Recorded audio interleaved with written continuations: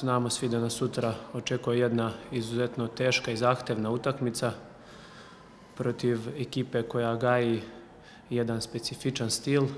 protiv ekipe koja je izuzetno borbena i agresivna, tako da ćemo morati da budemo na najvišem mogućem nivou u svim segmentima fudbalske igre. Ne mogu da kažem da je utakmica sutra odlučujuća, ali sigurno da bi eventualna pobeda da bi nas dovela u jednu dobru poziciju pred završnicu ovog regularnog dela prvenstva. Sad su ove odlučujuće borbe pred, da kažemo, podelu tabele na play-off i play-out, tako da sigurno da su ovi rezultati došli u pravom trenutku, ali ono što sam rekao, ova utakmica